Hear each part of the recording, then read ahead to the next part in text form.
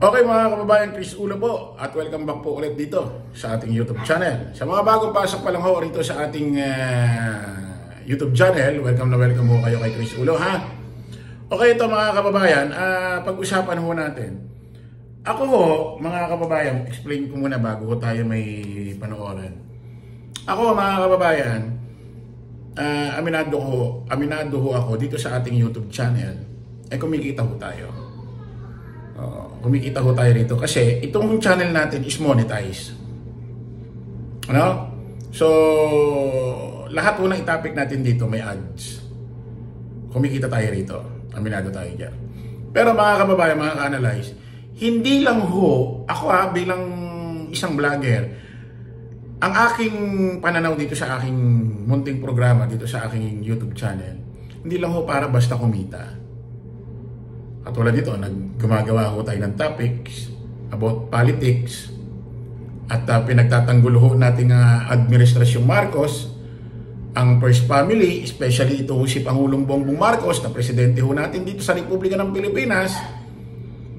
Kumikita tayo sa pagtatanggol sa kanya, pero hindi ho yun ang pinaka-goal natin dito na kumita tayo habang tinatapik si PBB. Hindi yun ang pinaka-goal natin dito. Bonus na lang ho yun mga kababayan. Ang pinaka-goal ho natin dito, ipagtanggol ang Administrasyong Marcos, ang first family, si Pangulong Bongbong Marcos, especially, at gisingin eto hong mga natutulog na utak ng mga DD shit. Ako'y natutuwa mga kababayan nung mga nakaraan, no? Especially mga ibang follower ho ni Gagang Baliw na maharalikan, wala naman love life. May mga nagme-message sa akin. Actually, nagsimula ito bago magpasko. Ngayon natigil, wala na nagme-message sa akin. Pero noon may mga nagme-message, as in grupo sila. Sinasabi sa akin, Chris Ulo, salamat sa inyong mga BBM vlogger. Naliwanagan kami. Minsan nasasaktan kami pag sinasabi nyo kami mga DDS, makitid at bobo ang utak namin. Nasasaktan kami. Pero sisiguraduhin ko sa iyo, Chris Ulo, hindi kami kasama lahat doon. Open-minded kami, mataas ang pinag-aralan namin. Iba na sa ibang bansa, iba na sa probinsya. Nagpapasalamat sa amin sa ginagawa namin vlog, live. At natatauhan sila. Natatauhan ho sila mga kababayan sa mga ginagawa ho namin vlog, live sa pagtatanggol kay Pangulong Bongbong Marcos at sa ginagawa naming revelasyon dito sa mga DD shit, dito sa mga Duterte, especially dito kay Dingo at BP Inday Sara Duterte. Eto, kasi yung mga yun mga kababayan, minsan pag sinasabi ko siya, interviewin ko kayo. Ay, huwag na lang Chris Ulo. Kasi ganito ganyan, personal, yung iba taga Davao, baka mapag-initan daw sila o baka may makakilala sa kanila. So, hindi natin nagagawang pamukhain sa ating vlog sa live. Pero kinukwento natin, baka yung ibang mga DD shit hindi naniniwala. Yung iba nga halos umalis na rin sa mga group chat nila. Kasi ang dami na lang sinasali ang mga group chat. Eto ngayon mga kababayan, may napanood tayong video na kung saan talagang mapapatotohanan ko yung mga kinukwento ko dati na talagang may mga bumabaliktad na talagang mga DDS. Dito natin mapapatunayan na mula 2016, sikat na sikat si Digong doon, ang daming naniniwala, ang daming nauuto. Sabi ko nga, nung mga panahon ng 2016, baka nung mga panahon na yun, time na yun, pag sinabi, who is your favorite hero? Baka sabihin si Digong Alam mo na, sobrang hanga mo pag tinanong ka, who is your favorite hero? Digong. Rodrigo Roa Duterte. Ganon ka baliw yung mga tao ng mga panahon na yun. Kasi nga, ito ho si Digong, mabuladas, magaling humambola. Kumbaga sa insurance ho ng kabaong, sa kukuha ka ng kabaong na plan, kahit hindi mo gustong kumuha, mapapakuha ka talaga Kita niyo yung about sa West Philippine Sea, di ba? Nung merong debate sa ABS-CBN ng host si Karen Davila, may nagtanong na isang mangingisda. O sagot niya, pag siya raw naging presidente, sasakay siya papahatid daw siya sa mga Coast Guard ng Pilipinas, papahatid siya sa Scarborough Show, at sasakay daw siya ng jet ski doon. Tapos pupunta raw siya doon sa China, West Philippine Sea. At may bit-bit na watakot ng Pilipinas at itatayo niya ron. At bahala na ron China kung anong gawin sa kanya ron. Kahit mamatay siya, total matagal niya na rin naman daw maging pangarap maging bayani. Nung naging presidente na siya, tinanong sa kanya yon ng mainstream media, naging presidente na siya eh. O ano sabi niya? Yung mga naniniwala sa sinabi niya nung panahon na yun about West Philippine Sea, mga idiot. Yun ho ang sinabi niya. Eh isipin mo kung yung mga panahon na yun, ibinoto ka ng napakaraming mangingisda dahil sa sinabi mong yun about sa West Philippine Sea. Binoto ka dahil doon. Tapos nung naniwala sa sinabi mo, binoto ka, eto ka, presidente ngayon, nasasabihin mo, yung mga naniwala nun, idiot. Ba't maniniwala ka sa sinabi ko? Panahon ng kampanya yun.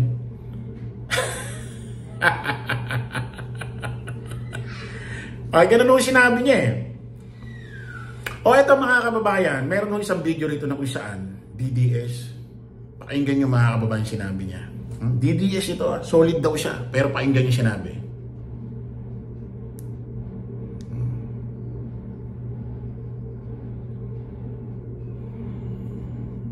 Hindi ako talaga makapaniwala. Promise. Kasi alam mo, grabe suporta ko kay Duterte dati. Nakikipag-away pa ako. Kasi sinasabihan niya siyang kriminal, mamamatay tao. Ganyan, walang takot sa Diyos, nagmumura. Nilalaban ko. Kasi panatiko niya ako. Pero nakakalungkot lang na lahat pala ng yun na pinakita niya is fraud lang. Grabe. At isa pa, ba't ako naging BBM na yun? Saludo ako kay BBM. Parang nasabi ko sa sarili ko, nagsisi ako na hate ko dati yung Marcos. Alam mo, pag nakikita ko nga yung mga videos niya Pulakay ni BBM, naiiyak ako.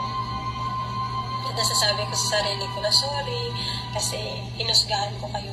Kasi simula pa diba, sa school, sa libro, parang pinapalabas masama yung martial law, ganito yung martial law. Parang tinatanim sa isip at puso ng bawat tao na Pilipino na masama ang mga Marcos gawa ng martial law.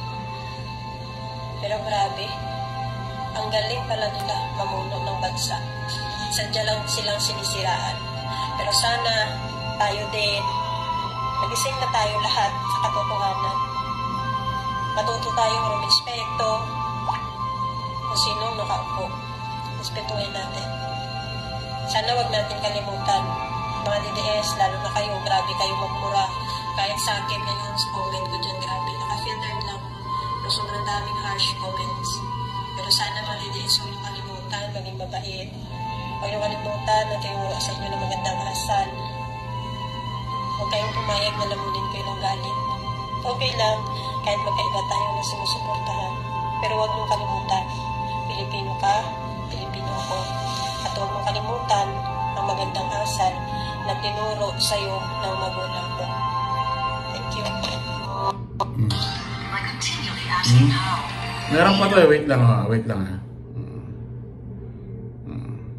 Hindi ako talaga makapalit. Wala, promise. Kasi alam mo, grabe suporta ko kay Duterte dati. Nakikipag-away pa ako. Kasi sinasabihan nga siyang kriminal, mamamatay tao. Ganyan, walang takot sa Diyos, nagmumura. Nilalaban ko. Kasi panatiko niya ako. Pero nakakalungkot lang na lahat pala ng yun na pinakita niya is fraud lang. Grabe. At isa pa, ba't ako naging BBM na yun? Saludo ako kay BBM.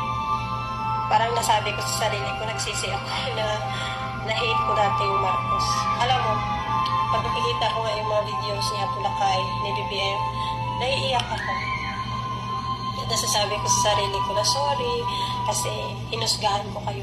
Kasi simula pa diba, sa school, sa libro, parang pinapalabas masama yung martial law, ganito yung martial law. Parang tinatanim sa isip at puso ng bawat tao na Pilipino na masama ang mga Marcos gawa ng martial law. Pero grabe, ang galing pala nila mamuno ng bansa. Sadya lang silang sinisiraan. Pero sana tayo din, magising na tayo lahat sa katotohanan. Matuto tayong rumispeto kung sino nakaupo. Respetuhin natin. Sana wag natin kalimutan. Mga DDS, lalo na kayo, grabe kayo magmura. Kahit sa akin ngayon, sa comment ko dyan, grabe, naka-filtered lang. Pero sobrang daming harsh comments. Pero sana mga DDS, huwag niyong kalimutan, maging mabait. Huwag niyong kalimutan na tinuro sa inyo ng magandang asal. Huwag kayong pumayag na lamunin kayo ng galit. Okay lang, kahit magkaiba tayo na sinusuportahan. Pero huwag niyong kalimutan. Tingnan mo na. Ano kaya masasabi nito ano kaya masasabi ni VP Inday Sara Duterte dito, no? Pag napanood niya, no? Kaya nga sabi ko sa inyo mga kababayan, from 2016, 17, 18, 19, 20, 21, 22, yung mga follower, mga sumusuporta sa pamilya Duterte, kay Digong, kay VP Inday Sara Duterte, pababa, pa-spaghetti pababa. Wala na. Kita nyo yung ginawa nilang EDSA Revolution sa Ortigas, dyan sa EDSA, wala. Ilang araw silang tumamboy ito, hindi ba lang sila dumami? Kasi nga wala na eh. Oh, alam ko marami pang ganito. Yung iba lang kasi hindi makalabas, pribadong tao. Pero halatang ang dami na talagang nagising sa katotohanan. Ano kayo masasabi mo rito, VP Inday Sara Duterte, no? Pilipino ka, Pilipino ako. At huwag mong kalimutan ang magandang asal na tinuro sa'yo ng magulang mo. Thank you.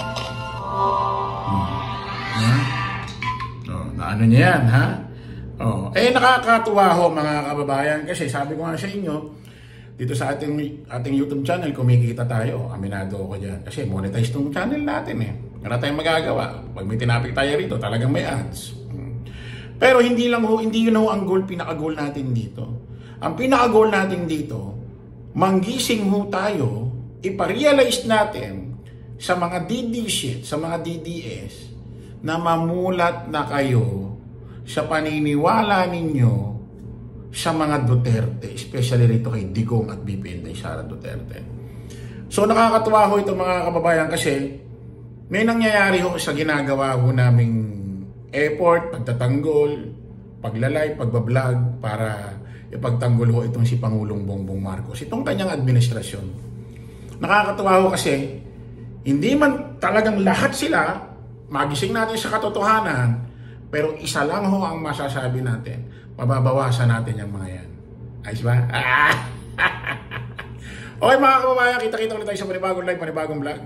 Paalam po pasamantala ang inyong lingkod, host Chris. Ulo lagi natin tatandaan, don't follow the majority, follow the right way. Maraming salamat, kita-kits po tayo ulit.